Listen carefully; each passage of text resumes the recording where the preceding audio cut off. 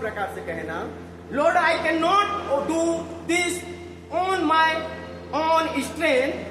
परमेश्वर मैं इसको अपनी समझ अपनी सामर्थ के द्वारा नहीं कर पाऊंगा। I trust you.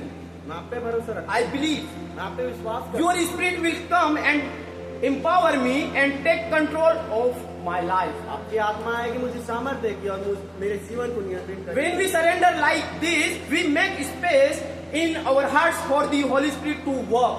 जिस प्रकार से हम समर्पित करते हैं तब पवित्र आत्मा के लिए हम जगह बनाते हैं हमारे हृदय में कि कार्य करे। This surrender is not one-time event. और ये समर्पित करना एक ही बार का समर्पण नहीं है। Some people think that once they surrender, experience the Holy Spirit. और बहुत सारे लोग इस प्रकार से सोचते हैं एक बार उन्होंने समर्पित किया और पवित्र आत्मा को अनुभव कर चुके हैं, It is enough. और ये काफी है। But it is not like that. लेकिन ये इस प्रकार से नहीं है। We must seek His presence every day and continue to surrender our life to Him. हमें हर दिन उसको उपस्थिति को खोजना है और हर दिन उसको समर्पित करते रहना है। Then we will see the glory of God in our life. तब हम परमेश्वर की महिमा को हमारे जीवन में देखने पाएंगे। He will use us the ways we never imagined. और जिसको हम सोचे भी नहीं ऐसी जगहों पर हो में इस्तेमाल करेगा। So my dear people of God, मेरे परमेश्वर के प्रिय लोगों, let us surrender our life to Him and seek His presence every day. आइए हम अपने जीवन को उसको समर्पित कर दें और उसकी उपस्थिति को हर दिन खोजें। In every moment and every situation, हर परिस्थिति में, हर जगहों पे।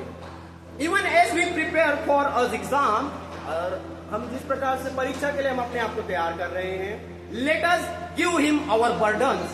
आइए हम अपने सारे बोझ को उसको दे दें। He will remove our anxiety, give us peace and show His glory in our lives. वो हमारे सारे तनाव को दूर करेगा, हमें शांति देगा और अपनी महिमा को हमारे जीवन में दिखाएगा।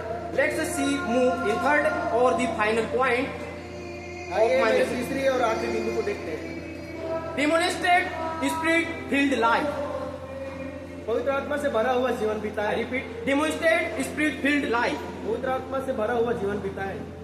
A spirit-filled life is not just about what we say, और पवित्र आत्मा से भरा हुआ जीवन यही नहीं है, but what we show through our daily action. लेकिन हमारे प्रतिदिन के कार्य में हम जो दिखाते हैं वो है। When the Holy Spirit works within a believer, जब पवित्र आत्मा विश्वासियों के अंदर कार्य करता His है presence becomes visible through the fruit of the Spirit, और पवित्र आत्मा के फलों के द्वारा पवित्र आत्मा का कार्य हमारे जीवन में दिखाई देता है। like love, joy, peace,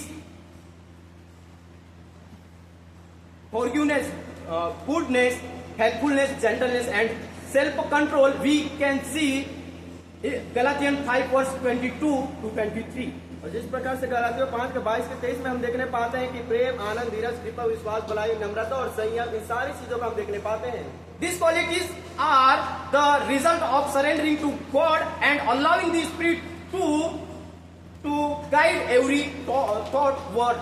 और ये सारी चीजें तब आती है जब हम यीशु मसीह परमेश्वर को अपने आप को समर्पित कर देते हैं और पवित्र आत्मा को हमारे जीवन में कार्य करने देते हैं।